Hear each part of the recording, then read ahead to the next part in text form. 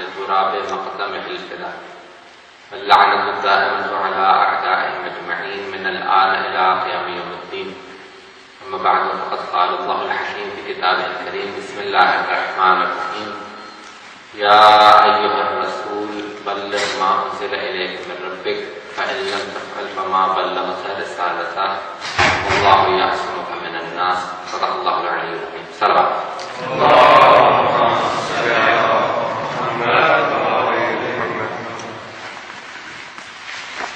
Last week we had said that the main difference between the Shias and Sunni brothers is on the succession of the Holy Prophet, or the concept of Khilafat and Imamat. The two schools of thought: one school of thought that believes in the Khulafa will be successors of the Holy Prophet, and that same istilah or terminology has been taken from the Holy Quran. The Khalifa has been used, the word Khalifa has been used in the Holy Quran by the Almighty Allah. And the Shias use the term Imam, which is again the terminology used in the Holy Quran. Both in some sort of a way mean successor of the Holy Prophet or a leader. The word Khalifa is from Khalf, from behind, the one who the Holy Prophet left behind to lead. And Imam is from the word Amam, in front. The one who leads or stands in front is called an Imam, literally. These are the two terms, and there are two schools of thought who believe either in the concept of Khilafat or the concept of Imamat. The ones who believe in the concept of Khilafat, they are regarded as Sunni Muslims, and the ones who believe in the concept of Imamat are regarded as Shia Muslims. Within Sunnis there will be many sects, and within Shia there will be many sects. But so long as they believe in the concept of Imamat, they are regarded as Shia Muslims. Presently there will be probably 6 or 7 sects that still exist in the Shias. Altogether they may have been 12 to 13 sects, but most of them have finished. Our Sunni brothers likewise have sects that believe in Khilafat, and then there are many different schools of thought in the Sunni brothers.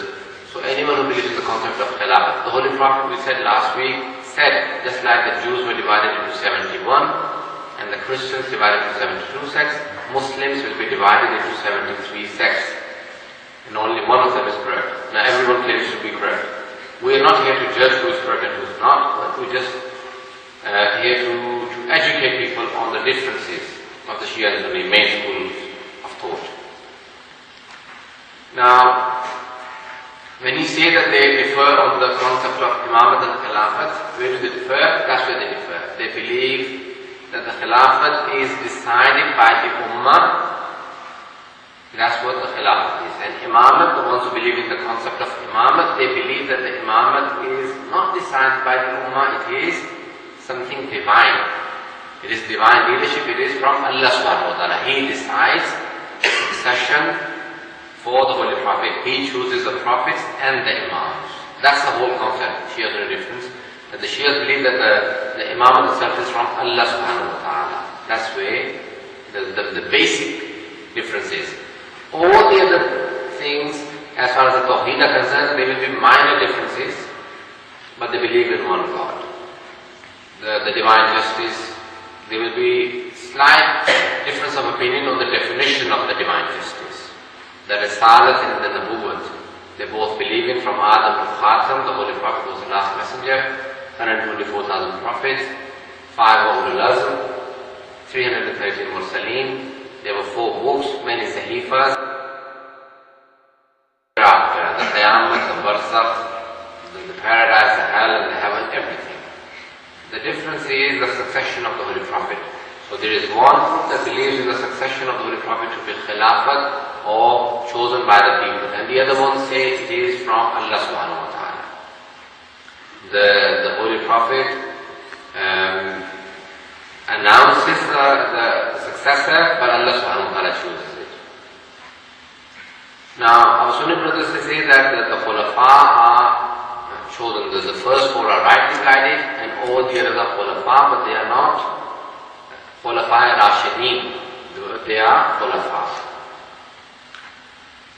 The whole Khilafat continued after the 4 main Khulafa into Khulafa Bani Umayyah, the Umayyads, and then Bani Abbas. Bani Abbas of the Holy Prophet's uncle, whose name was Abbas, the Holy Prophet's uncle. He had many uncles, and one of them was called Abbas. So they are called Bani Abbas, meaning the children of Abbas, because they were from the progeny of the Holy Prophet's uncle, Abbas. So they were all Hashimis. They took the Khilafat in the hands in the name of Ahlul Bayt, saying that the Ahlul Bayt deserve it, so give it to the household of the Holy Prophet, and they oppressed the real Ahlul Bayt even more than the Banu Umayyah, because they had taken it in the name of Ahlul Bayt and they had to give it to the progeny of the Holy Prophet, or the Sayyids, or Bani Hashim, or the children of Ali. But they oppressed the children of Ali more than anyone, because they had taken it in their name. Had they been present in the public, people would have gone to them. Now, this is obviously later. And then the other Khulafa, or the Khilafah that continued into the later centuries after the Bani Abbas, after the 5th century Hijrah, that is, into the Uthmanis and others. The Ottoman Empire in Turkey, in Saudi Arabia, the Fatimiyun ruled the Ismailis in Egypt. So there were many different governments. But that's not our argument. The basic succession was from the time of the Holy Prophet. Now, the Quran in this ayah that I have chosen, Surah number 5, verse number 67, Surah Ma'idah, Allah subhanahu wa ta'ala says, Ya ayyuhan Rasul, Bismillahirrahmanirrahim, Ya ayyuhan Rasul, balligh ma unzila ilayka min rabbik, fa in lam taf'al fa ma ballaghta risalatah. Surah Al-Imran, verse number 67. Verse is correct. And the Holy Prophet has been ordered by Allah subhanahu wa ta'ala, Ya ayyuhan Rasul, O my messenger. Allah subhanahu wa ta'ala has never addressed the Holy Prophet in the Holy Quran by his name. He's always addressed him by one of his titles. Ya ayyuhan Nabi, Ya ayyuhan Rasul, Ya ayyuhan Muzammil, Ya ayyuhan Muddathir, with the titles, to show respect to the Holy Prophet, to show honor to the Holy Prophet. So in this place, Allah subhanahu wa ta'ala, Rasul, O my messenger, Balligh, deliver what has been sent down unto you. Balligh ma unzila ilayka min rabbik, what has been sent down unto you from your Lord. فَإِن لَمْ تَفْعَلْ فَمَا بَلَّغْتَ رِسَالَتَهُ. If you do not deliver this one message, then you have not conveyed any message. This one particular message must be very important according to the Shias, because nowhere in the Holy Quran Allah has used these words, فَإِن لَمْ تَفْعَلْ فَمَا بَلَّغْتَ رِسَالَتَهُ. If you do not deliver this one message, then you have not conveyed any message. What is it that the Holy Prophet had to convey? How important is it that the Holy Prophet is being told by Allah, if this one message you do not convey or deliver, then you have not conveyed anything. The Shias believe that this was Surah Ma'idah and Surah Al-Imran. These are the surahs that were revealed in Medina. The last surah, according to most of the Mufassirin in the Shia and Sunnis, is Surah Nasr, or Idha Ja'a Nasrullah. And the second last is Surah Ma'idah. Straight after this verse, the verse comes, Al-Yawma akmaltu lakum deenakum wa atmamtu alaykum ni'mati. Whatever this message was, Allah subhanahu wa ta'ala says, today I have completed your religion for you. Al-Yawma akmaltu lakum deenakum. Your religion has been completed for you. Wa atmamtu alaykum ni'mati. And my bounties have reached their peak. The Shias believe that the Holy Prophet, because when returning from the Hajjatul Wada, the Holy Prophet stopped at the plains of Ghadir Qum and announced the succession. Al-Yawma akmaltu lakum deenakum was announced. This verse came down when the Holy Prophet announced the succession. Today, your religion has been completed. Al-Yawma ya'isa alladheena kafaru min deenakum. Today, all the ones who disbelieve, all the ones who are kafir, they have become hopeless of your religion, because they do not see any way to enter your religion. They do not see any path of deviating Muslims. So this is what the Shias believe, that the Holy Prophet delivered the message of Al-Yawma Akmaltu Lakum Dinakum. This verse came when the Holy Prophet stopped at the flames of Hadith and gave the longest sermon of his life, and he said in that sermon that Inni Tarikum Fikum Thaqlain Kitabullahi wa Itrati Ahlul Bayti. I'm leaving behind two weighty things, Quran and my Itrat, my Ahlul Bayt. The point I had raised last week that whenever you ask the Sunni, this is one of the most famous traditions. Quran and Sunnah, our Sunni brothers say, and Quran and Ahlul Bayt, the Shia brothers. In any of the major Sunni books, it doesn't say Quran and Sunnah. So our main point was last week that when they say that it is Quran and Sunnah, it is in later books but not in any of the major 6 books. In the major 6 books, in Sahih Muslim especially, it says, I'm leaving behind two things, Quran and Ahlul Bayt, not Quran and Sunnah. So the main point is that the Holy Prophet said, I'm leaving behind two things, Quran and Ahlul Bayt. The first point that I have spoken, I've given references. If you wanted the references again, I'll give it to you at the end of the session from Sahih Muslim. So the Holy Prophet said, I'm leaving behind two things in that sermon, Quran and Ahlul Bayt. And in that same sermon he said, Man kuntu mawlahu fahada Aliyyun mawla. Whoever I'm the master of, this Ali is his master. Mawla, the word mawla had been used. Wali and mawla are from the same root word. And when he announced Al-Yawma Akmaltu Lakum Dinakum, this verse came down. So the religion is complete because now the succession has been divided. Our Sunni brothers say that the Holy Prophet did not announce his succession. He left it for the Ummah.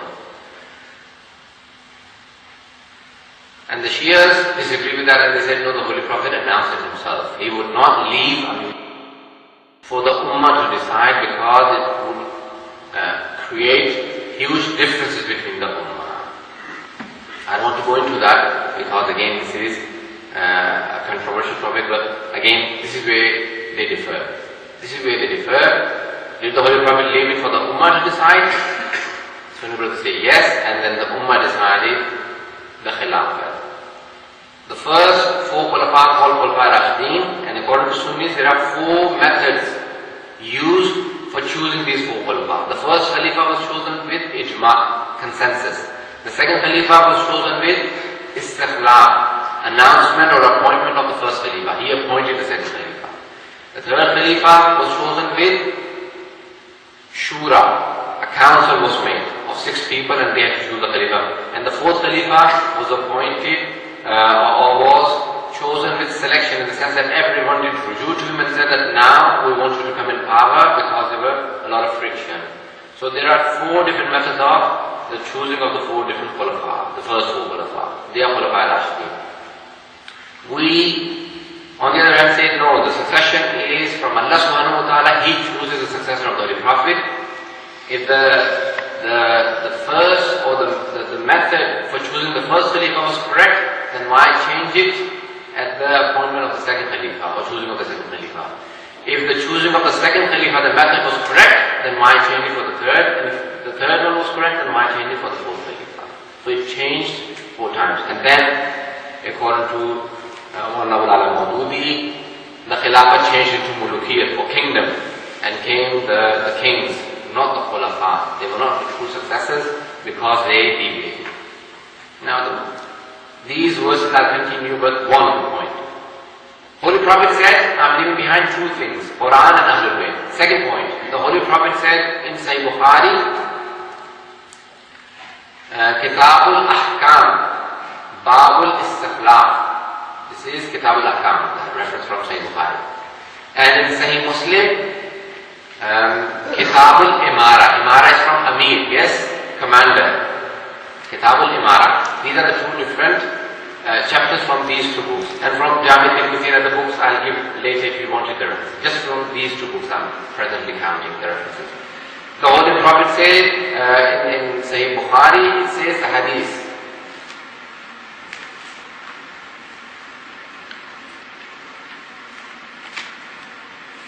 This is the hadith. There is only one hadith on this topic, Kitabul Ahkam, and the bab is called Babul Istikhlaf.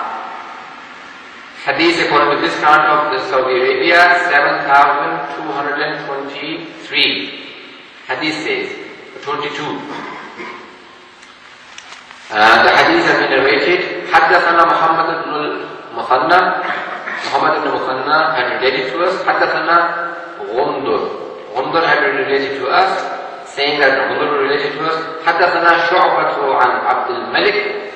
That Shu'bah ibn Abdul Malik said, سمعت جابر ibn Samura. I heard Jabir ibn Samura saying. This is a companion of the Holy Prophet. The father and son both are companions. Samura himself is a companion and Jabir. Both are companions of the Holy Prophet. Jabir ibn Samura says, سمعت النبي صلى الله عليه وسلم يقول, I heard the Holy Prophet saying, يكون 12 أميرا. There will be 12 amirs. You may have come across the term Amir al-Mu'mineen. Is there anyone who never heard this term before? Everyone heard. We either say the word Khalifa or the Imam or Amir al-Mu'mineen. You know, all the Muslims, Shias and Sunnis use the term Amir al-Mu'mineen. Yes? That's where it is driven from. The Holy Prophet says, after me will be 12 commanders. Kitabul Ahkam, Babul Istikhlaf. Istikhlaf is from Khilafat. In Khilafat, now we the Shias now have a point that if the Holy Prophet said, I'm leaving behind truth, his Quran and Ahlul Bayt, then he says there will be 12 Amirs. In Sahih Muslim,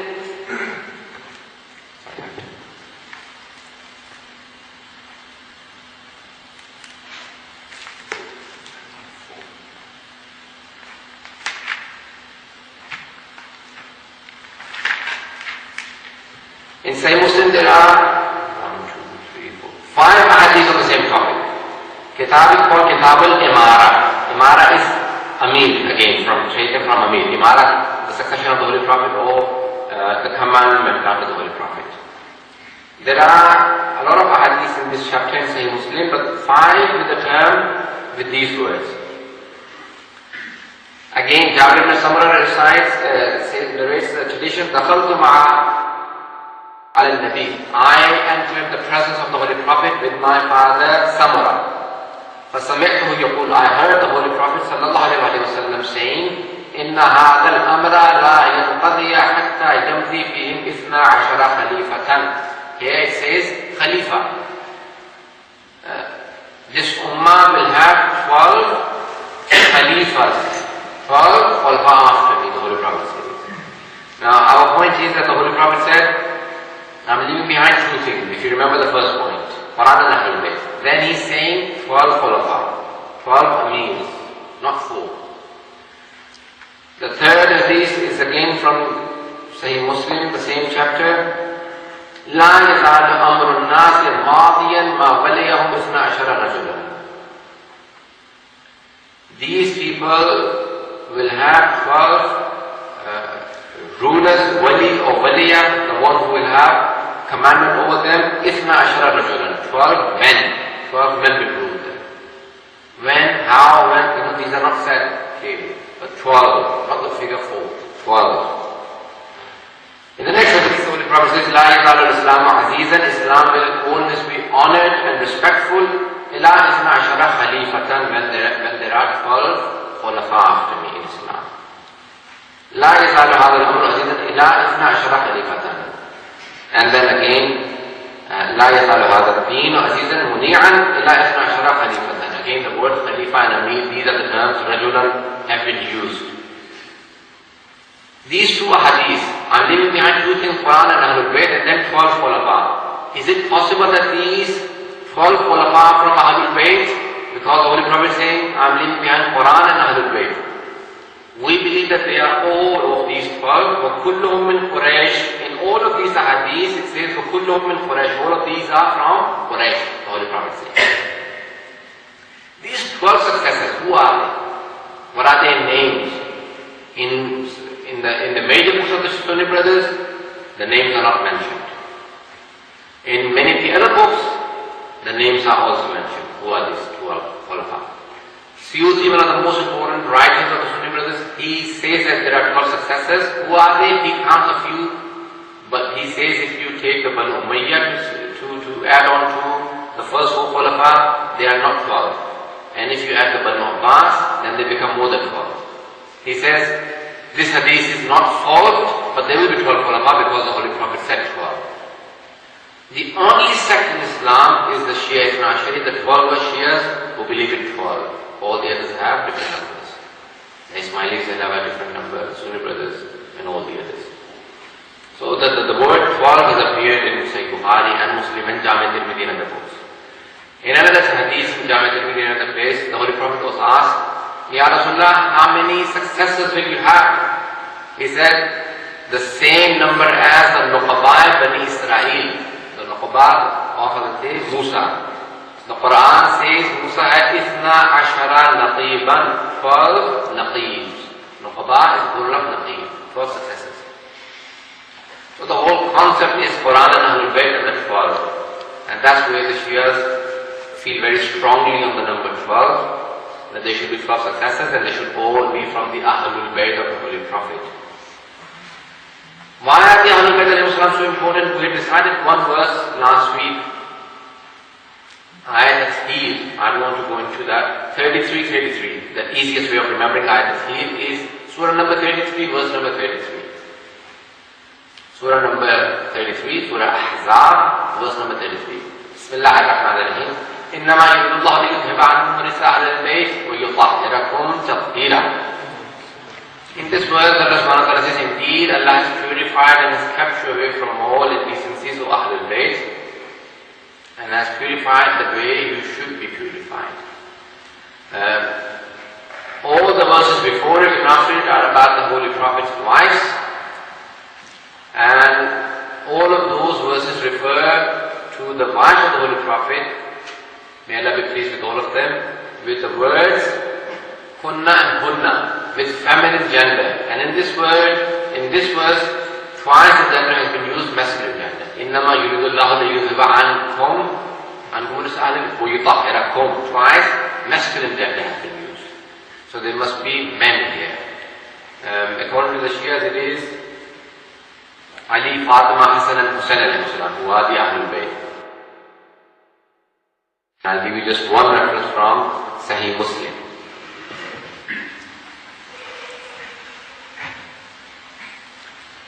Actually, I said there are 5. In fact, there are 6 or 7 hadiths in Sahih Muslim. Ibn Alaykum Ithna Ashara Khalifa, the Holy Prophet has said there will be 12 khulafa. So there are more than just 5 hadiths in Sahih Muslim. And Hadith al-Qisa, as it is known to be, the Holy Prophet came to the house of Hazrat al-Zahra, Fatima al-Zahra, and Salamullahi alayha, and said that I'm feeling unwell, bring my Yemeni cloak, or the black abba, something like this, black big one. She brought it to him, he lied down and was wearing it. Hassan came, he took him in, Hussain came, and Fatima, then Ali. This is the hadith that has appeared in Sahih Muslim. And the Bab is Bab al-Fadail Ahlul Bayt, the merits of Ahlul Bayt. In that, the hadith says, حدثنا أبو بكر بن أبي شيبة ومحمد بن عبد الله بن نمير. These two people narrated from حدثنا محمد بن بشر عن زكريا عن مصعب بن شيبة عن صفية بنت شيبة قال خرج النبي غداة وعليه مرط ومرحل. The Holy Prophet was wearing a cloak made from the hair of a camel.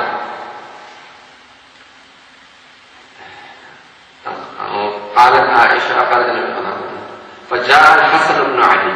So Hassan ibn Ali, Hassan the son of Ali, came to him فأدخله. The Holy Prophet took him in his abba. ثم جاء الحسين. Then Hussein, the son of Ali, came, the grandson of the Holy Prophet, فَدَخَلَ مَعَهُ. He took him also inside that Abba. ثُمَّ جَاءَ فَاطِمَةً. Then came Fatima. He said to her, come inside the Abba. فَأَدْخَلَهَا. ثُمَّ جَاءَ عَلِيٌّ فَأَدْخَلَهُ. Then Ali came and he said, you also sit down. And he placed the Abba on top of them and said, ثُمَّ قَالَ إِنَّمَا يُرِيدُ اللَّهُ لِيُذْهِبَ عَنْكُمُ رِجْسَ أَهْلِ الْبَيْتِ وَيُطَهِّرَكُمْ تَطْهِيرًا. Surah Ahzab, verse number 33. He read this verse. So this verse came for these 4 people. In Jami' Tirmidhi it says, Allahumma inna ha'ulai Ahlul Bayt. Oh Allah, these are my Ahlul Bayt. So these are the Ahlul Bayt of the Holy Prophet, Ali, Fatima, Hassan and Hussain alayhi salam, and According to the Shia, they are the ones who are to succeed the Holy Prophet. And the first one is Ali, according to the Shia. This is the difference of opinion. But this is the importance of the Ahlul Bayt Salam in all Shias and Sunnis. I do not say that the Sunnis do not respect. They have a lot of respect for the Ahlul Bayt Salam. And this shows from the book for the Sahih Muslim, and the Bab, and the chapter is Fadail Ahlul Bayt or Ahlul Bayt al-Nabi, the Fadail of the household of the Holy Prophet. Who are the Ahlul Bayt? Just one incident. I had decided to speak for no more than half an hour. I have enough 5 minutes to finish, and then you can have questions. There are many verses in the Holy Quran that discuss the Ahlul Bayt, or especially Ali and Fatima alayhi salam. Ali and Fatima, the cousin of the Holy Prophet, and the Holy Prophet said that Ali is my brother in this world and the hereafter. And in Sahih Bukhari, in the chapter of Fadail Fatima, Babu Fadail Fatima, the merits of Hazrat Fatima, Fatima tabala'atu minni, Fatima is a part of me. Man aghdabaha faqad aghdabani. Whoever angers her has angered me. Inna Allah yarda bi ridaha wa yaghdabu bi ghadabiha. Allah is pleased with her pleasure and is angered at his anger. Whoever wants to please Allah, they have to please Fatima. These are the different words. Many different verses, but just one verse that all the Muslims unanimously accept was revealed for only and only Ali, Fatima, Hassan and Hussein. Just one verse. There are many. From Surah Al Imran, 3rd Surah, ayat number 61. Surah Al Imran, ayat number 61. There are 114 surahs in the Holy Quran. Every surah has a name, every chapter has a name. But there are many verses that also have a name. Because of the importance of those verses, the Prophet and the Sahaba used to regard those verses with a name. For example, Ayatul Kursi.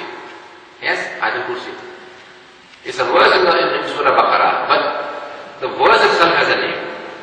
Ayat Tafsir, the one that I decided for you. Ayat Balligh, Ayat Vilayat, many of the verses also have a name. This verse, or Ayat Ul-Anam, this verse that I have chosen is called Ayat Mubahala. Mubahala is in a dispute when the two parties come across each other and they both curse each other, so the one who is lying is destroyed by Allah subhanahu wa ta'ala. For Mubahala, they have to fast for 3 days and then come and then pray against each other. Okay? Now, if you read those verses before it, there were Christians who came to Medina to debate with the Holy Prophet who were disagreeing on the concept of Hazrat Isa in Islam and the Christianity. They were saying the Isai or the Masihiyin or the Christians, they were saying Isa Allah, Isa is Allah, or Isa Ibnullah, Isa is son of Allah, or they were saying Allahu Salisu Salasa, God is third of the three, Allah is one of the three, Trinity, the concept of Trinity. You're all aware of it.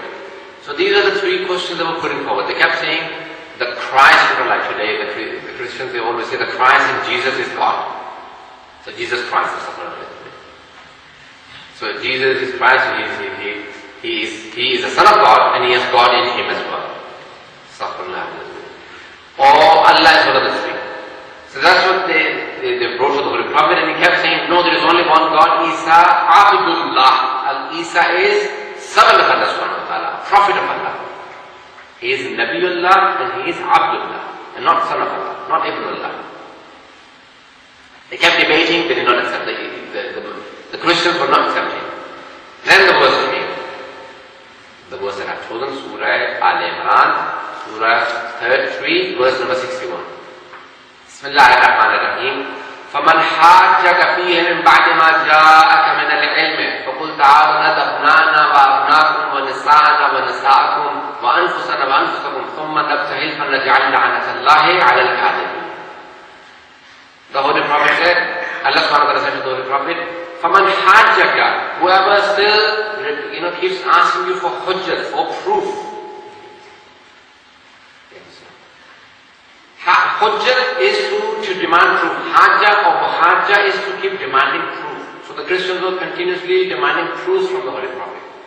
فَمَنْ حَاجَّكَ فِيهِ مِنْ بَعْدِ مَا جَاءَكَ. In this matter of Isa, the ones who keep still asking you for a proof, مِنْ بَعْدِ مَا جَاءَكَ مِنَ الْعِلْمِ, after what has come to you from the knowledge from thy Lord. All of them, say to these Christians, Ana wa abna. You call your sons and we'll call our sons. Wa nisana wa nisa'akum. We'll call our daughters, our women, and you call your women. Nisa, women. You call nisana wa nisa'akum. We'll call our women, you call your women. Wa anfusana wa anfusakum. We'll call our nafs, ourselves, and you'll call yourselves. أنفسنا وأنفسكم ثم نبتهل. Then we will do mubahala. Nabtahil mubahala. We will do the debate or the cursing from Allah. فَنَجْعَلْ لَعْنَةَ اللَّهِ عَلَى الْكَاذِبِينَ. We will pray to Allah subhanahu wa ta'ala, whoever is lying to Allah, send down your wrath or your curse upon the ones who are lying. On al-kadhibin, on the liars. All the Muslims unanimously accept this verse was revealed for Ali Fatima Hussain. The Holy Prophet said, tomorrow I will take the truthful ones with me. The next morning the Holy Prophet had told the Christians to bring all of their people. All the Christians had gathered. All the monks and the archbishop of the Christians and the scholars, the women, children, men, everyone gathered. The Holy Prophet went out of Medina to do mubahala with the Christians. How many people did he take with him? He was holding in his arm Imam Hussain alayhi salam. Imam Hassan was holding his finger and walking next to him. The ayat said, قُلْ صَارَنَتْ أَبْنَانَا وَأَبْنَاكُمْ. We'll call our sons and you call your sons. So for the ayat, Abna'ana, he took Hassan and Hussein, his sons. In Arabic there is singular, dual and plural. Wahid, Tasniya and Jam'. Abna is plural, so at least three. There was, the Holy Prophet could take at least 3 sons. So he took 2 sons, Hassan and Hussein. Nisana wa nisa'akum. We'll bring our women, you bring your women. Right behind the Holy Prophet was walking his daughter Fatima, only one. The ayat allowed him to take at least 3. They had hundreds if not thousands of women. He only took one woman with him, his daughter Fatima. Anfusana wa anfusakum. In the place of nafs, he took Ali ibn Talib, who was walking right behind him. In all battles he was at the front, and in this battle he is walking right at the end. Because the verse in the Holy Quran has said, sons, women, and nafs. So the Holy Prophet said, sons, Hassan and Hussein will walk at the front, then women in the center, and at the end will be my nafs. Imam Baydawi of our Sunni brothers, in his tafsir, when writing the tafsir of this verse, he says, it is enough for the Rafida, or the ones who call deviant. Rafidi are the Shias to the Sunni brothers. They say, whenever they want to talk about the Shias, they will not call them Shias, they will say Rafida. Rafidi, or the ones who have gone astray. So they say that the ones who have gone astray, or the Shias, they have this one verse enough for them. He says, Imam Baydawi says, this one verse is enough for the Shias to prove that Ali not only is superior to all the Sahaba, companions, but they can use this verse to say that Ali is superior to all the prophets except for the Holy Prophet, because in this verse, Allah has called Ali to be nafs of the Holy Prophet. Nafs has the qualities. Ali is nafs of the Holy Prophet. Imam Baydawi says. He says the Rafida have this one verse enough for them to prove that Ali has supremacy over all the companions. Not only the companions. Imam Baydawi has this objection to the Shias because of this one verse. He said this is enough for them. The Holy Prophet only took them. And this is unanimously accepted by all Shias and Sunnis that the Holy Prophet took only these 4 people with him. The Holy Prophet had 9 wives at the time. He could have taken other women. He did not take any women. Why? When all the Christians saw these people, their most great scholars, people like Aqib and others, they said, we are seeing faces that are coming and approaching us, Do not do mubahala with them. Do not debate. If they curse you, you will not see a single Christian up to the day of judgment. Because the faces I'm seeing, the Holy Prophet and Fatima, Hassan, Hussain, these people that are approaching, these faces tell me that even if they ask the mountain to move from their place, the mountain would move from their place with their dua. Do not do debate with them. Do not let them curse you, otherwise the curse of Allah will come, the wrath and the punishment of Allah will come down to you. Do not do debate with these people. And they stopped. This was a battle where the sword was not lifted and the Muslims won. And that was called Mubahala, and the Shia celebrated as an Eid on the 24th of Dhul-Hajj. In the 6th Hijrah, the Holy Prophet won this battle called Eid al-Mubahala. That the Holy Prophet did not have to fight, and that's why he had taken children and women and Ali right at the back, because the sword wasn't going to be needed to be lifted.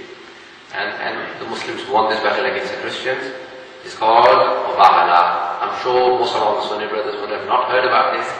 The ulama would have not told them about this. But this is one of the incidents. Go and check all the books.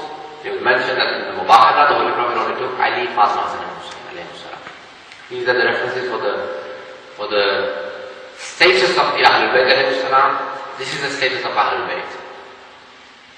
The Ahlul Bayt that Allah subhanahu wa ta'ala regards as the most sacred after the Holy Prophet in Islam. Is it illogical to abandon them?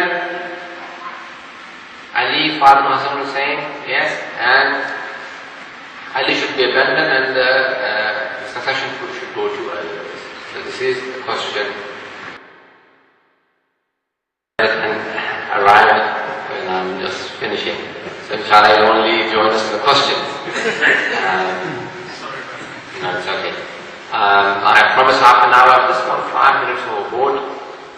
But now I'll take the questions from all the brothers. On the topic first, and then any other questions not connected to the topic.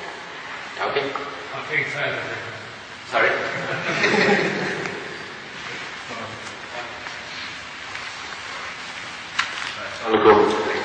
First question is regarding the last point you made regarding Ali's status as more superior, more elevated than many of the prophets, you say. Many of the prophets, you said. Can you back this evidence, or can you give a statement which is clear cut in the Quran, which is unanimously decided amongst all ulama? I'm sure that if Ali's status, which we do respect as Sunni, as a Muslim myself, I respect him and revere him as what he done for the Ummah. What evidence in the Quran do you have with the word Ali in Arabic, Ali, Hussein or Hassan? Which word appears in the Quran, which actually, I'm not talking about interpretation as you said in chapter number 3, verse number 61 about Surah Al-Imran. I'm talking about the word itself. Surely, if these people are so important and so superior and so important for Muslims today, which they obviously are, this is a very important history for us. If they are so important like the prophets before us, then surely their names, clear cut, will be named in the Quran itself, right? Very old debate between Shia and Sunnis that as the word Ali or Hassan or Hussain or Fatima alayhi salam, any of these words appear in the Holy Quran? No, they haven't appeared in the Holy Quran. Why? If they were important, then why weren't they mentioned? Allah subhanahu wa ta'ala did not mention their names, He mentioned their qualities. The qualities that no one possessed except for these people. None of the companions or no one. But Ali ibn Talib possesses these qualities, and those qualities have been mentioned in the Holy Quran. No one has ever said that this verse was not real for Ali ibn Talib. The book of Allah is not enough. No one says that the book of Allah in its own is enough. The book with either Sunnah according to the Sunni brothers, or book with Ahlul Bayt. All of these verses, there are more than 100 verses that have described the status and qualities of Ali ibn Talib. I've given you only a few in last session and today's session. And you go and prove to me that these are not about Ali ibn Talib. And they explain. I said to you today that even Imam Baydawi says that this verse is enough. It wasn't the Shia reference that I gave you. Imam Baydawi says that this verse, Surah Mubahala, Surah Al-Imran, verse number 61, is for Ali ibn Talib alayhi salam. I'm not saying that. verse you quoted regarding Ali in the context behind it. What I'm saying is, the word itself in Arabic, as you said, is a very, very old debate. I just want to know your opinion as, you know... Yeah. We say that the name hasn't appeared. Yeah. If Allah had mentioned the name, many people would say, this is Ali is not Ali ibn Abi Talib, this is another Ali. But Allah mentioned the qualities that no one possesses but Ali ibn Abi Talib. How many people born in Kaaba? Only one person. Inside Kaaba, Ali ibn Abi Talib. So, all of these qualities that Allah subhanahu wa ta'ala says, if you want the qualities, the qualities are present. But names, you need to see those qualities. Who else but Ali ibn Abi Talib possesses those? Okay, I can understand that. Just moving on to another question. Last week and this week you mentioned that there's a controversial debate between the Khilaf Rashidun or the main Khalifas themselves. And amongst the Shia brothers, the concept is that Ali should have been the main successor to the Prophet as announced by the Prophet, right? So I just wanted to know your opinion or the Shia thinking. If Ali is, whether he's number one or whether he's the fourth Khalifa, according to Sunnis, who are the three other Khalifas, according to yourself? No. We don't say that it didn't happen. It happened.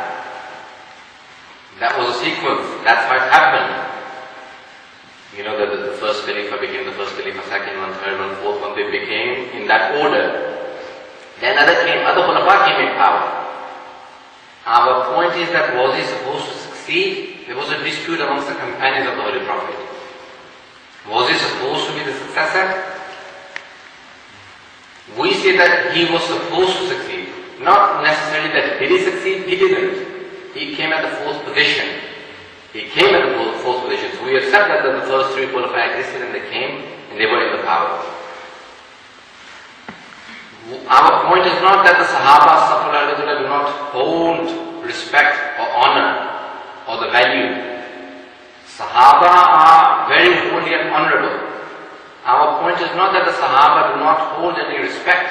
Our point is that Ali or the Ahlul Bayt hold a higher position than the Sahaba. That's all. Not that the Sahaba do not have any respect or honor. The Sahaba do. It was disputed even amongst the Sahaba. Hazrat Sa'd ibn Ubadah, there were two major sects of, two major clans in Medina, Aus and Khazraj. Aus was the major, one of the major clans in Medina, and the leader of Aus was Sa'd ibn Ubadah. And he did not submit or pay allegiance to the first. Those disputes existed. Our point is, with respect to all the Sahaba, Ali ibn Abi Talib had a higher ranking in ilm, in piety, in the love of the Holy Prophet, and the knowledge of the Holy Quran, and the knowledge of the Sunnah of the Holy Prophet, because they spent more time in and outside the Holy Prophet. I completely understand that, but you dismissed my question. My question was very simple. Whether he's number one, whether he's number 4, 3, 2, 150, to relevancy, we do accept that, he's very, very, highly recognized and everything. Can you please just name me the other three Khalifa at the time? The first three Khulafa, Hazrat Abu Bakr, Hazrat Umar, Hazrat Uthman, radiallahu anhum, and the fourth Khalifa is Ali ibn Abi Talib. That's how it happened in history.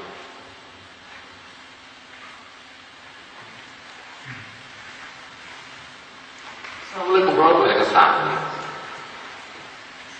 I would just like to point out something. You mentioned about the Khalifa, right? Okay? There's a hadith in Sayyid Bukhari, okay, because we're Sunnis, obviously we're living in Sayyid Bukhari, which states that Allah, this is what the Prophet Muhammad says, okay? I don't know the exact reference, but I can get it for you if you want me to get it, okay? It says, Allah subhanahu wa ta'ala chooses the messengers, okay, for the nations, okay? And then afterwards, it is up to the ummah of that certain prophet who chooses the Khalifa.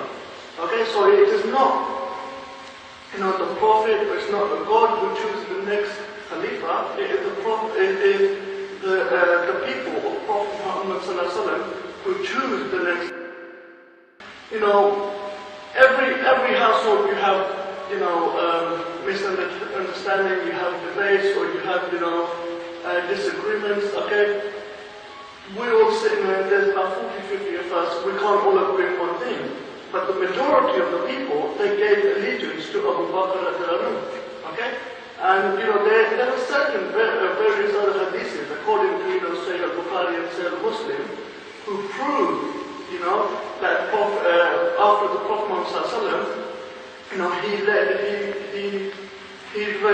recommended, or he hinted that Abu Bakr should be the next Khalifa, i.e. when Prophet Muhammad was severely ill, okay, then he was unable to leave Salah, and then just at the time of the Jamaat was standing up, you know, he pushed Hazrat Abu Bakr to the front row, and he even went behind him. So can you, if you know, if there was any other person who should have been the first Khalifa, okay, beside Abu Bakr, why did not Prophet Muhammad pray behind them? Why is it that he's the only person that is ever prayed behind? You know, there's so much with him, okay, they've gone through so much together, they were best of friends, okay, so how can you dispute, you know, who did he spend most of the time with? It was Abu Bakr, it was not anybody else, not Ali, not Umar, not Usman, it was, you know, Abu Bakr.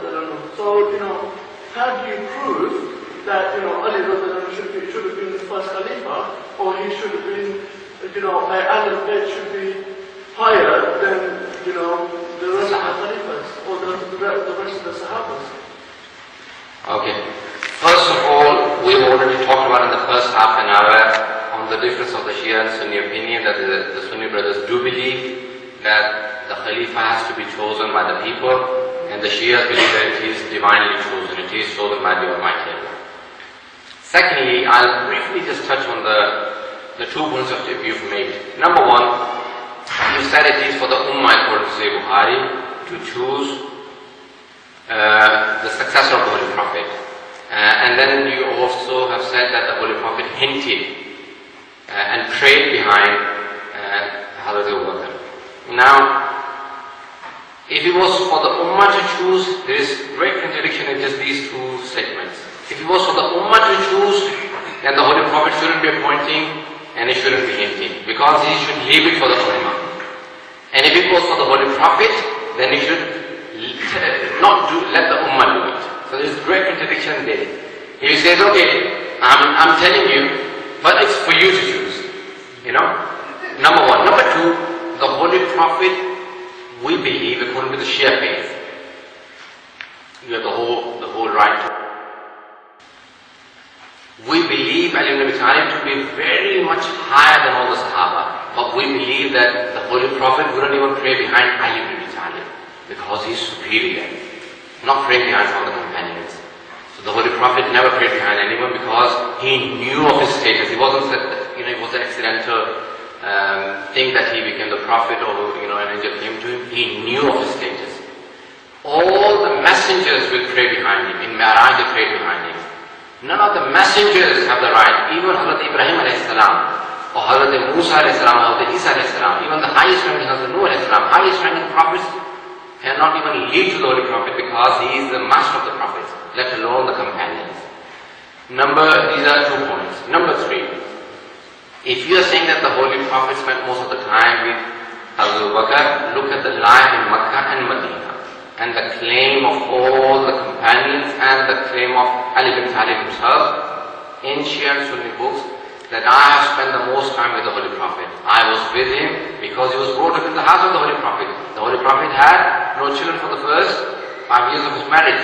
So he took Ali ibn Abi Talib from his uncle Abu Talib and said, "Oh uncle, you brought me up and I'll take your son." So at the age of, not all Shias and Sunnis agree, at the age of 30, Ali was born when the Holy Prophet was 30, Ali was born, and the Holy Prophet brought him up in his household.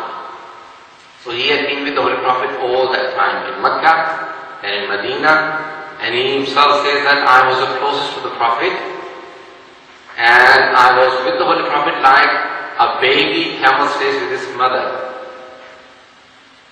I have spent the most time, and in Shura and all the other places when the people asked him, even the first two Khulafa referred to him when they had problems and questions in understanding the Holy Quran and the Sunnah of the Holy Prophet, because he had stayed longer with the Prophet. The most learned companion of the Holy Prophet is Abdullah ibn Abbas radiallahu ta'ala anhuma, both. The uncle of the Holy Prophet Abbas and his son Abdullah. Abdullah is the most learned in Quran and Tafsir and also in Hadith. He is known to be Hibrul Ummah, he is the ink of the Ummah. And when people asked him, you are the most learned companion, where is your knowledge to the knowledge of Ali? He said, it's just like an ocean to the drop. Was asked, who is the ocean, who is the drop? He said, I'm the drop and Ali is the ocean. There is no one more learned than Ali ibn Abi Talib. So Ali had more knowledge of the Quran and Sunnah. So that's where the difference comes. And I have respectfully said, our Sunni brothers do say that it is upon the Ummah to choose the Khilafat. And the Shias believe that it is divinely chosen.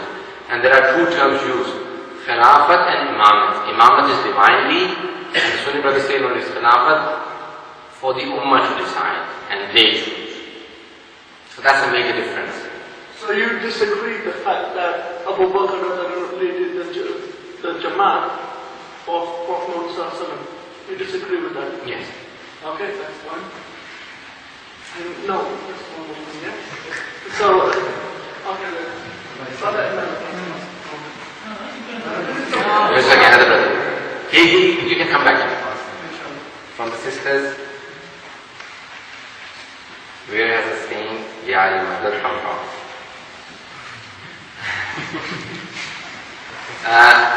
Ya Ali, I think is the Arabic term. Even in Pakistan, the army, when they say Nishani held, because of the bravery of Ali ibn Talib throughout all the battles, except for one battle, 83 battles the Holy Prophet fought. The Holy Prophet participated himself in. And Syria is the one that he did not participate, but he sent some companions. Most of the time he was Ali ibn Talib. There are well over 100 Syrias. More than 80% of these, I don't have exact figures, but by Ali ibn Talib. 83 Ghazwas the Holy Prophet fought. Except for one, all the others were led as leader of the Ghazwa. The commander of the army was Ali ibn Talib. The commander of the army was Ali. This is one of the signs. If you think that the Holy Prophet gave a hint, this is the biggest hint, that it should be more learned in knowledge and also should be the bravest. Okay? So the bravest person is Ali ibn Abi Talib, and that was a hint he led. And that's where probably most of the Muslims derive it from. Could you please expand on the issue of mother for our Sunni brothers and sisters? This is from the sisters. I think we're not going to further tonight. Probably for the oncoming night. Do remind me of it, probably, but not tonight. The brother please. Brother, just a couple of points. Couple of points that you mentioned. One about Imam Badawi. You said that he said the single verse alone is enough to as a hujjah for the Raza, for the status of Imam Ali. Then you said that, which I think you said, that he himself considers Imam Ali to be higher than the... No, I didn't say that. Okay, fine. That's okay, it's fine. So obviously he holds the Sunni belief. Yes, he holds the Sunni belief. No, he doesn't believe that Ali is higher. No. Nobody from outside of the Anbiya holds the status above the Anbiya. No, he doesn't believe that. He says for the Sunni, the Rafida or the Shia to argue against the rest of the Muslims. Yes, so he obviously doesn't actually hold that interpretation. No, but he doesn't answer it. Sorry? He doesn't answer it, he doesn't accept it. It is a Shia belief. He doesn't accept the Shias. He is a Sunni writer, Sunni scholar. He doesn't hold the Shia view. Yes. And he mentions this as a proof, but he doesn't reject it. Yeah, but what I'm saying is... It is not his view. It's not his view. No. Yeah, and he clearly doesn't claim... No, he doesn't. He doesn't claim ignorance of the verse. No. No. So there's a Sunni interpretation Yes. of the verse, which is not that interpretation. So in other words, he's using that in jest. He doesn't answer it. He's mocking. He's using that in jest. If he was mocking, he should have answered it. No, he doesn't need to... Are you claiming that he claims to be ignorant of the meaning of the verse? Imam Belawi? Yes.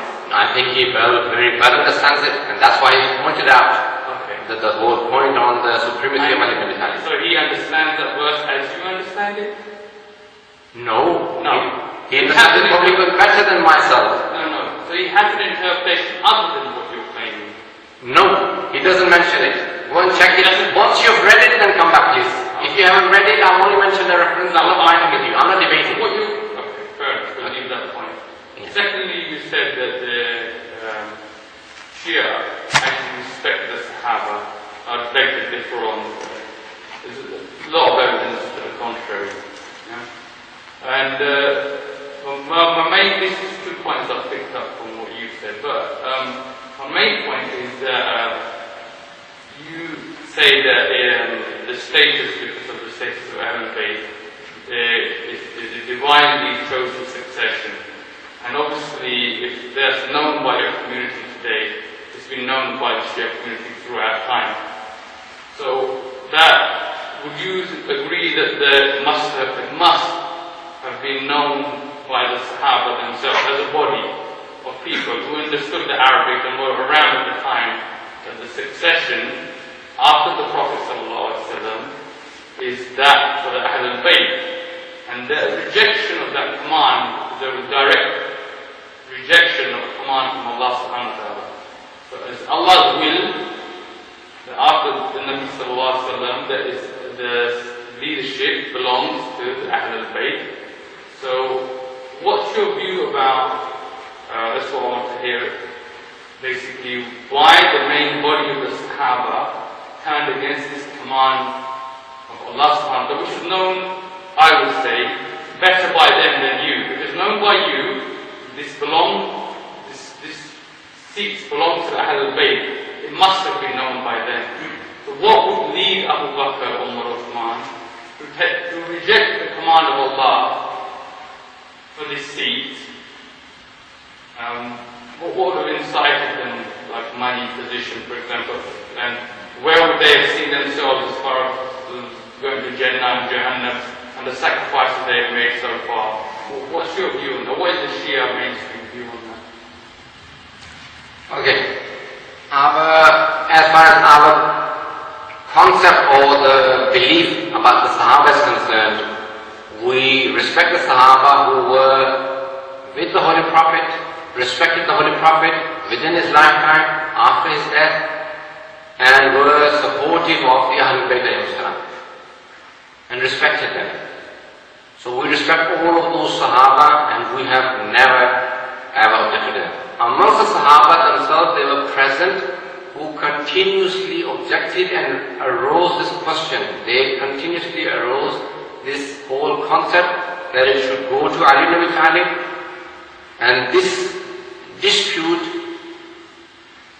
was present within the lifetime of the first three Khulafa, Ali himself, after Ali ibn Abi Talib, in the times of the Banu Umayyads, in the times of the Bani Abbas, it existed throughout.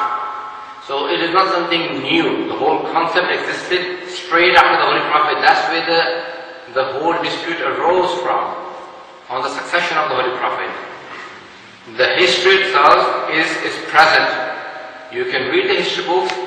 None of the Sunni history books will reject that the dispute was not present amongst the Sahaba themselves. So the Sahaba themselves had this dispute on the succession of the Holy Prophet. Wow. That's not the point I'm trying to make. Is I'm talking about not a dispute about who would best be succeeding the Prophet. The dispute you're claiming is on principle, not which individual, is that nobody has a right other than Ahlul Bayt. And And the main body of the Sahaba gave bay'ah to Abu Bakr and Uthman. They fought jihad behind these people and they died under the leadership of these people, all over the Muslim world, conquering land, spreading the deen. So the point I'm trying to make is that they accepted the leadership of these people knowingly, because the Arabic was better than yours, they lived in the time and it was revealed in their time. They knew, according to you, every single one of them knew that this succession was for Ali. So as soon as the Prophet ﷺ died, they openly and blatantly, for some gain, took themselves, and guaranteed themselves a seat in Jahannam. Abu Bakr took the fire, rejected Allah subhanahu wa ta'ala after everything he had done, told Umar and Ali according to you, and he was supported by the vast majority. They took commanders, some of them become walis, some of them judges, they accepted their authority. So the question I'm trying to say is, how do you see this? Because you can't on the one hand say that we respect the Sahaba. I personally would have no respect for somebody of such knowledge, such high caliber, such proximity to the Prophet ﷺ, who immediately upon his death throws his message in the bin like this, takes a seat in Jahannam simply for worldly good.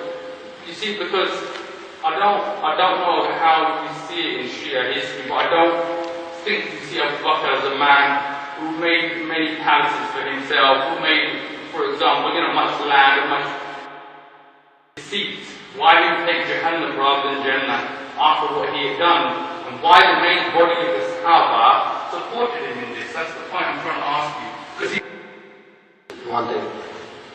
This forum is for question and answer, not for debate. And Maulana will ask, but please make your question brief so that we know what you're really asking, so that Maulana can answer and other people can answer the question, ask the question. Okay. I'm not sure how long we will continue. Probably another half an hour. 15 minutes? After these people. Okay. Because last week we had ended at about 9:15, so I just want to take a few more questions after this as well. Okay, now, I'm going to briefly make the point, our A'imma alayhi salam, that we believe to be the divinely chosen Imams, from Ali to Mahdi, 12 Imams. You are not present here. When you say that there are 4 Khulafa Rashideen, we have already given you a hadith from Sahih Bukhari, Sahih Muslim, and Tirmidhi. 1 in Sahih Bukhari, 6 in Sahih Muslim, and many in other hadith books, that there will be 12 successors, not 4, 12 successors. Ithna Ashara Khalifatan. When you are giving the concept of 4 Khulafa, where do you bring it from? Okay, fine. All the Sunni brothers do. Khulafa Rashideen are 4. Okay? I am answering it. Don't jump the gun, please. How do we answer this whole concept of 4 or 12? Number 1. Number 2, if all of these people... Okay. You want to know why I expanded so much? No, you read that the hadith first about the 12, because they were not present then. Okay. Our A'imma alayhi salam, the 12 Imams. See the Sahaba as a body, what caused them to deviate in such a manner? Keep the peace. Mike did. Keep the peace, that's why he did it. Okay. My point is, did all the Sahaba agree and they chose one person, or did a group go aside into Saqifa and decide the Khilafat? No, I'll make this point clear as well. So I'm not talking about disputes, I'm talking about knowing the principle of how to select and who to select. None of them, according to them, the dispute... No, they made this point. Ali ibn Talib has made this point continuously in his speeches. If I showed you that Ali ibn Talib has himself disputed that my right was taken, how would you say Ibn Talib then? I believe he has support, and he himself may have considered himself to be biased. You accept that? Yes. So I think my question is answered. If he himself holds the position that I had more right. That's just trickery. I asked you clearly, I said, in principle, as Ahl al-Bayt, you said nobody else has a right. No, yes, I agree. Now, at least argument only could have been, according to you, is that Allah subhanahu wa ta'ala has appointed me. Yes. Right. There was four But therefore, hadiths in principle, in Aqidah, Yes. people have deviated. Are you saying you find this argument in the books of Ahl Sunnah? I don't believe you will. Nobody said. First thing is, whatever Maulana is saying is not according to him. He's giving you references from 6 books. Very important. Go and read them. They're rejected by Shia. No, he's giving you the reference. Not everything is rejected by Shia. We have repeated traditions in our. We do not accept those to be most authentic books. Thank you. We do not. But effectively, you will accept some hadith to support your argument. No, there are many ahadith. Here, listen to me. There are many ahadith on beliefs and practices which are present in our books from those traditional books. There are thousands of ahadith which are present in both of the books. We do not take them to be the final authority. Okay? It is not that we reject everything from them. Number one. My second point is, our Imams, the 12 Imams have not rejected. And when they were asked that all the Muslims rejected Ibn Talib, what do you think of them? They said, we still say that they are Muslims. Even when they were battles between Ali ibn Talib and Abu Mu'min Aisha, he himself said, these are Muslims fighting me. He himself said that. When the Imams were asked, what do we take them as?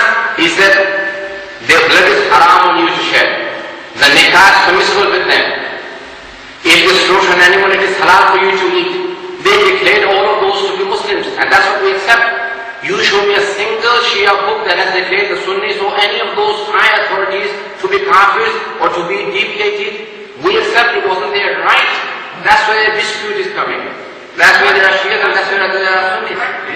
So can I just jump in? You may not get your answer right, but obviously I would love people to get some questions in.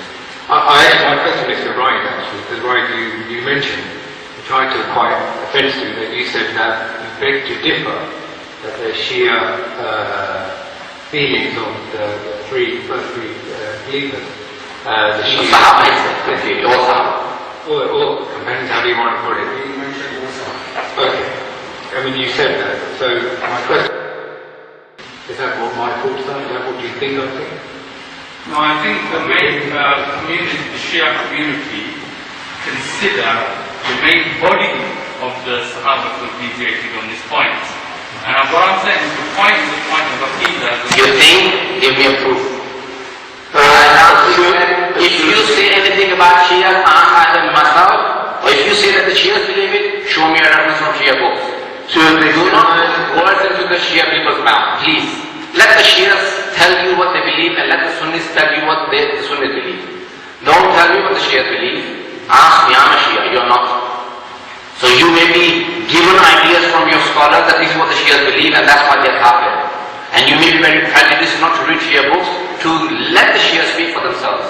So you give me one reference in that thing and I'll accept it. Surely I'm taking the difficulty of intervening in this situation because the situation is becoming confrontational and this is totally unacceptable. This is no reflection of Sunni or Shiaism, and I think this session should be educational. It should be about question and answers, and if there is going to be this kind of confrontational atmosphere, this will serve nobody and no purpose whatsoever, and the sooner we pull back the better. Thank you. Thank you very much. Thank you.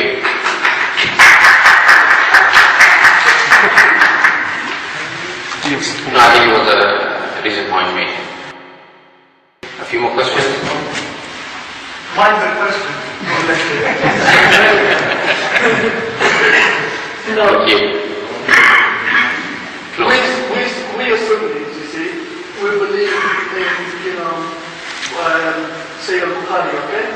I'm just going to quote you one of the hadiths, right? Where Prophet Muhammad said, because the reason there was not a need to send another prophet after me, okay, was because the four of my companions were equivalent, or, you know, they had the same darja, I don't know how to say this, but same similarities of the prophet, okay, who then carried the message through to the rest, who are then going to carry the message through to the rest of the people.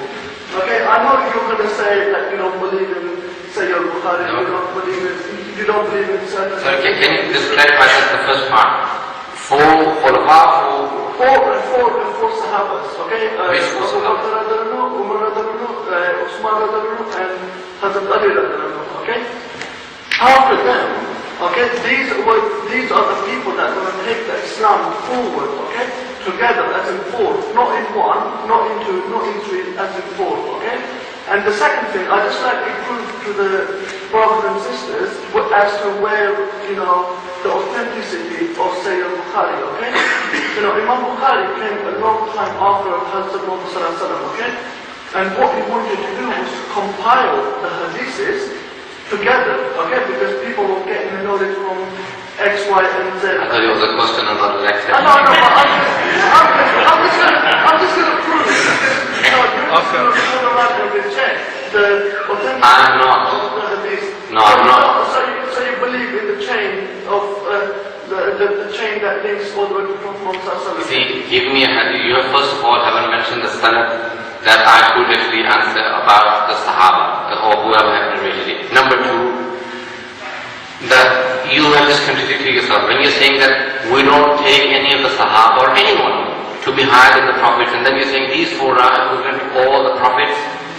They are at the daraja status, equality. There's a difference of saying that they could have been, okay, prophets, as opposed to... You see, you're contradicting yourself. You're contradicting, brother, please.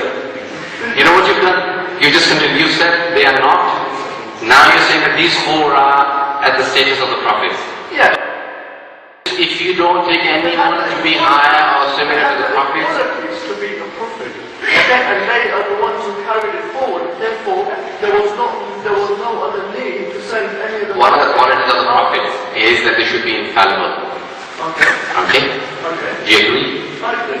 Okay, one of the qualities is that they should be infallible. Infallible, that does not believe in any God but Allah subhanahu wa ta'ala in all of his life. Did the Khulafa previously believe in other things, or did they believe in one God at all times? The message succeeded though. You know, why was it that Prophet Muhammad sallallahu alaihi wasallam, you know, was able to get his message across to the whole world? That's not the point. There is one thing, infallibility. The first quality for the prophets is infallibility. The Khulafa were not infallible, according to either the Shia or the Sunni brothers. None of the Shia or the Sunnis believe that the Khulafa were infallible. I didn't say. But now, the first quality of the prophets is that they should be infallible. The prophets should be infallible. Now, they should not have any disbelief previously in Allah subhanahu wa ta'ala. They should have an infallible line. They should not have any of those conduct that normal people have when there is no Islam. The Khulafa did not have that previous life. So they are not at the status of the prophets. So this hadith itself is against the Holy Quran, brother. This does not support the Holy Quran's teaching. The prophets, they all believed in one God at all of their life. Even Hazrat Isa from birth is Inni Abdullah Atani Kitaba Ja'alani Nabiyya. The Holy Prophet believed in one God from birth. Only according to all of our Sunni brothers, there was only one companion, which is Karramallahu Wajhahu, and all the others are radiyallahu ta'ala anhu. May Allah be pleased with them. But they are not Karramallah. Only Ali, who was Karramallahu Wajhahu, his face is honored by Allah. How has it been honored? Because he never bowed down to an idol even before Islam. So it fits in with Ali ibn Abi Talib. I totally agree with that, okay? But it doesn't fit with the Khulafa. Brother, please, I'm not arguing. Okay, obviously the question has been answered whether we agree or not. Then move on to the next question. Anybody? Can I ask a question about Eid al-Nabi? Yes. In fact, within our Sunni brothers, and probably even within the Shiism as well, there are people who are for Eid al-Nabi to celebrate the birth or the coming of the Prophet, and obviously there's some people who are very anti that. What's your view on that? We should go back and see the Holy Prophet, did they commemorate or did they celebrate anything? Some of the Sunni brothers, not all. There's a group that says that the Holy Prophet did not commemorate any or celebrate any birthdays or anything like that. Now, we do find events from the when the martyrdom of Hamza, Sayyid al-Shuhada alayhi salam, happened. The Holy Prophet said, all the people of Medina are crying upon the Shuhada of Uhud, but my uncle did not have any children, and there's no one crying upon him. So his daughter said, Father, should I go to the uncle's house, Hamza's house, and cry? So she said some mercy in Arabic. She said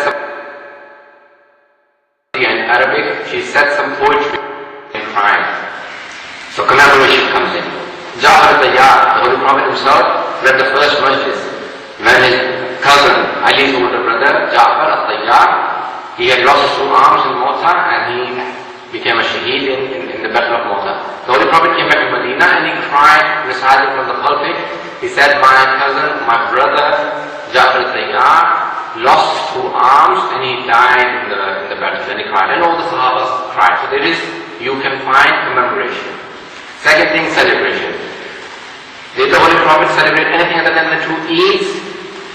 The Holy Prophet has celebrated a number of things. He says, I do not the battle victory of Ali at the Khaybar or the coming back of my brother Ja'far al-Tayyar from Habsha, and many other things he has celebrated. Now, has he celebrated any birthdays? Again, the Shias believe that the Holy Prophet himself authorized, and he did it, and according to the traditions of the Ahlul Bayt alayhi salam, the Holy Prophet allowed it. Hazrat Fatima used to celebrate it, Ali never stopped her. He said this was the date when my father got married to my mother Khadija. She celebrated that date. The Shias also celebrated in Rabiul Awwal, around 9, 10, around that time. They say that Holy Hazrat Zahra used to celebrate that day. Hazrat Islam used to also. The Imams, the Shia Imams have always said this is the time for the birth of the Holy Prophet has come. So they always celebrate it, and that's why the Shias always celebrate. And they take it to be one of the highest ranking Eids, the dua that they have accepted, and the rosa, the fast of that day is highly recommended. It equals to a fast of the traditions. Just a simple question. Because we have created this forum to bring the Muslims together, try to understand each other, how can we better achieve that? I think that is a better question concerning to bring the people together. When I came here, I said to all the brothers that let the Shias speak for themselves and the Sunnis are in majority. There are probably more than 70%, probably 80%, probably even more than 80% Sunnis, and there are something like only 300 million Shias in the world. Most of the Shias are in certain countries, and many of the Sunnis do not have any interaction, so they don't know what the Shia beliefs are, and that's why the hatred for each other increases and the gap between the two groups increases. So this was to tell you what we believe, and let us support our arguments from Quran and Sunnah and Hadith, and say that yes, okay, fine, we accept. Sheikh Shaltut, we said, in the 1940s, accepted the Shia fiqh Jafri to be the fifth school of thought. And even today in Saudi Arabia, when after having certain problems, they have brought in the Mirah, the inheritance rules of the Shia Jafri fiqh, and also in Kitab al-Nikah on inheritance and on marriage.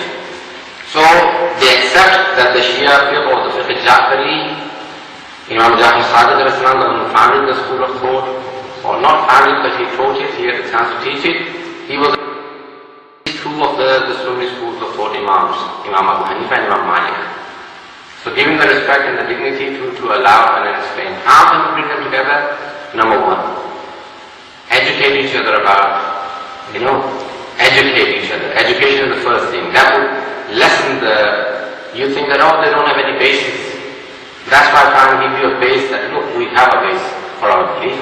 So educate each other, so you have respect for the Shias as well. Number two, there are many, many common things, and I think if I was to bring in the I've already mentioned, but it's also in the practices of Imam Abu Hanifa and Imam Sadiq al-Salam. You will be surprised how many common in the practices and fiqh. So I think after probably these two sessions, if we can probably also we have another 2 sessions to go, at least the final, if not the third one, but also the fourth one at least. Can we go to the practices and compare where they come together and what are the common things between Shia and Sunni, 2 schools of thought. Jafari and Hanafi, I cannot go into all 5. That's that requires a huge work to draw together Jafari, Maliki, Hanafi, Shafi and Hanbali schools of thought. But just one. There is, if you're interested, there is a translation into English, the 5 schools of thought by a Lebanese writer who died a long time ago, Jawad Mughniya. He has a book called 5 Schools of Thought, and he has drawn up all the fatwas of the 5 schools of thought together. And you'll be surprised to see how few the things are that they differ on and how many the things are where they are common in all the 5 schools of thought. Hanafi, Maliki, Shafi and Hanbali with Jafari school of thought. So I think if we read and educated ourselves onto those issues, it will bring the people closer. I think your last point that you just made is really pertinent. I'm a consultant, so I like to go into details of things. You just said, we need to educate ourselves and learn. It's a question I raised to my family members, who are very educated members, and I know I've asked quite a few people this before, but I'd like to know, as Shias and Sunnis, how do you think we could actually educate ourselves better? I'm an educated person. I've only started reading the Quran in a language I understand in the last 3 or 4 years. My first question to Shias and Sunnis here is, who can here claim to have read the Quran in a language that they understand first? Second, Sunnis call themselves Sunnis because they follow the Sunnah of the Prophet. Shias call themselves Shias because they follow Imam Ali to a certain degree and the Sunnah of the Prophet as well. How many Shias and Sunnis here can have claimed to have read a sizable proportion of the Sunnah, that book, or the main 4 books? And yet we're very easily put into a form where we can have arguments about this, about that, and a lot of the time it's on hearsay. So, but back to my point, what do you think we can actually do? I read religiously. I've only recently started reading the Quran and some of the Sunnah, but what can we actually do to get that message through? Because otherwise, people will be saying, let's educate, let's educate, let's educate. They'll be falling on deaf ears. We'll go back home and watch EastEnders and the X Factor. How do we do it? Very good question. Again, relevant to the gatherings. I think it may be the last question that we're taking.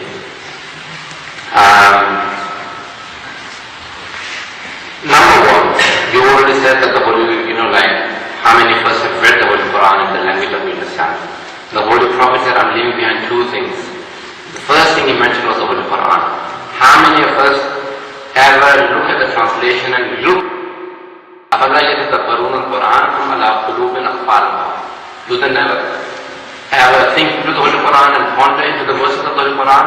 Or are their hearts tied up with locks? What is this locks on hearts? Can you ever put a lock on the heart?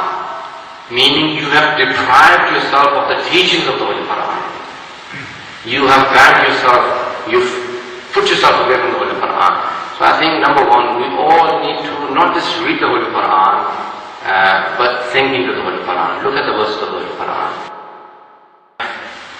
The Holy Quran has 2 forms, a written form and a spiritual form. We all ever think into the written form and think of it as to be writing, black ink and paper. That's why we never respect it, because we think it is ink and paper. That's not what Quran is.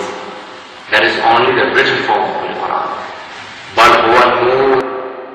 these are all lights. The spiritual form of the Holy Quran, the biggest example is the Holy Prophet himself.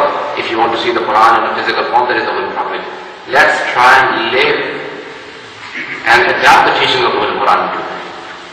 One of the scholars in Qom, one of my teachers, he said, when everyone was asking him, how have you become what you've become? He could look at the verse and he would tell you what you intended. He said, you intend and I'll tell you. How did you do that? And many other things, many powers. He said, every verse that says, Ya ayyuhalladhina amanu, or you believe, I looked at what order it gave, what command came out, and I tried to adapt it in my life. And if it stopped me from something, I tried to leave it. Have we ever quoted to the verses of the Quran like that? Imam Hassan alayhi salam, whenever he was reading the Quran, he would say, whenever he said, Ya ayyuhalladhina amanu, he would say, Labbaik, Labbaik, twice. Oh Allah, you've thought of me to be worthy of an order, you're saying you're addressing the believers, what command do you have for me? Have we ever thought of like that? Or 5 prayers, they are burdened. Oh, the month of Ramadan is coming. These are not burdens, these are gifts of Allah subhanahu wa ta'ala. Prayers are gifts of Allah. The month of Ramadan, Imam Zainab, the 4th Imam in Islam, whenever he looked at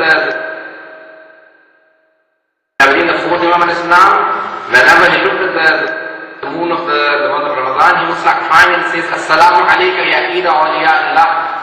Oh celebration, oh Eid of the close ones of Allah subhanahu wa ta'ala, salutations upon you. He didn't say to the Eid, he said the month of Ramadan is Eid, because they have more recitation of Quran and more ibadat to do now. And when the month of Ramadan was leaving, he said, we waited for you the whole year and you're leaving so quickly. You're already departing. He's a friend that I would miss the whole year. I think each one of those teachings, if we start adapting in our life, look at just the words of the Quran. Each time it says, Ya ayyuhalladhina amanu, try and adapt it in their life. So that will give us a better understanding of the Holy Quran and a closeness to the Holy Prophet. And many people, Hajj is coming now, many people go to Kaaba, but they don't become close to Allah. They're close to Kaaba, but not. We all go, I'm not pointing at Sunni, it's not a prejudice thing. Many years, I would go from Kaaba, very close to Kaaba, but probably very far away from Allah subhanahu wa ta'ala. And even here you can be very qareeb, near Allah subhanahu wa ta'ala. Qurbatan ila Allah. Nearness to Allah subhanahu wa ta'ala is needed. When you go to Kaaba, when you do anything, seek nearness to Allah subhanahu wa ta'ala, that you become closer. That is metaphorical. It is spiritual and metaphorical. So try to adapt those things in life with the Holy Quran. I think we'll end it. Sorry to finish this program because there's a few brothers still want to ask questions. Inshallah, we'll give them a chance next time. Next Wednesday there's no program of this because Maulana is going to be debating. Debating. It's a lecturing session. Yeah, it's in the university. I don't do this. You can tell me yourself, and Sajid has a little announcement. Or shall I just answer that for you? I know Maulana, unfortunately, we actually had a bit of an oversight last week. Maulana will be delivering a lecture at the University of Surrey in Guildford Wednesday, so we apologise. The programme as per next week is not actually happening, but certainly the week after it will continue. It will be the 3rd session. I just also want to add to that we've been speaking to our brothers at the Sunni Jamaat at Langley Green Mosque, and we are in arrangements or in progress with them to have a Sunni Jamaat Imam here sitting alongside Maulana from the Shia. Also, I think it will give the Shia brothers here an opportunity to ask the Sunni Jamaat perspective and see what they have to say about certain questions that we have. Of course, that doesn't stop our Sunni from carrying on asking questions to our Maulana. I just want to also just round off by saying that I don't think we're going to resolve this issue because it's been going on for 1400 years, and I don't think this discussion at Cherry Lane Cricket Club is going to resolve it. So basically, the idea is here that we come in and try to have a better understanding rather than going and hearing what we hear say, or I heard my friends did this and I see you guys doing this. Here's an opportunity to speak to these alims, hopefully both of them next time round, and it just gives a better understanding.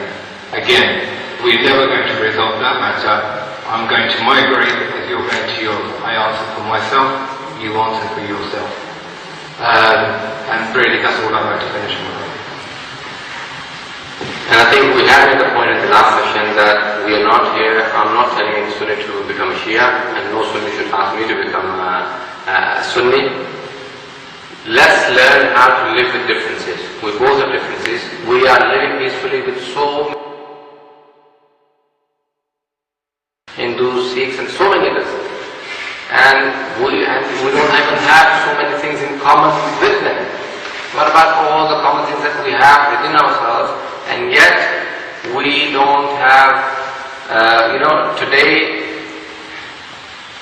I don't want to say this, but I heard the British Foreign Minister say on BBC radio, Radio 4, he was saying that we are now uniting our enemies. Let's continue to divide and rule. Don't directly attack them. Don't be exploited. Otherwise, we are at the moment, the Muslims are now fighting the war of survival. Because our enemies are enjoying our disputes, little things, and at the moment, all the attacks that are happening in Iraq and in Afghanistan, these countries, and now Pakistan has of terrorism, and it's all, we honestly all here, how many percent do you think of the Muslims are terrorists? When I had a speech at Waterloo Church with the Christians, I was the only Muslim there. All Christian priests, men and women, nuns and men. And I'm languishing, I said, Ya Allah, for the sake of the Holy Prophet and his holy progeny, let me defend my faith, the Holy Quran and the Holy Prophet properly. I do not say anything that would offend, and I could represent Islam properly. When I went in, after half an hour, they were all saying that, no, this is the first time we've had a Muslim speak to us and tell us. They were thinking that something like 20-30% of the Muslims are terrorists or something like that. I said, there are 1.5 billion Muslims. Do you think that there are 1% of the Muslims are terrorists? That would mean 15 million Muslims. You don't even have a million Muslims which are terrorists. You don't even have 100,000. And the way the media is creating it to be such a big thing is because of us, ourselves. Those people are dying, and all of those innocent people will hold us with the collar, saying that you did not do anything because you were sitting in your peaceful houses, warm houses. We were suffering and we were dying, and you did not do anything for us. And I fear that will happen to us. People of Hazrat Nuh, when Hazrat Nuh said, Ya, understand the ones who were sinful, you're punishing them. But what about the good ones? Allah said they did not stop them from doing the sins. They said, oh, so long as I'm good, I have to hell with him, let him go to hellfire. And that's how we are selfish. We become selfish and we say, it's happening to the Muslims in Afghanistan or Pakistan or Iraq. And then, tranquility in my house in England. So, I promise you when the fire comes to our doorstep, no one's going to speak for us, none of the Muslims. Because we didn't speak for anyone. Let's tell the non-Muslims that we are not terrorists. We are, there are not disputes. Before they force and impose unity on us, we do it ourselves.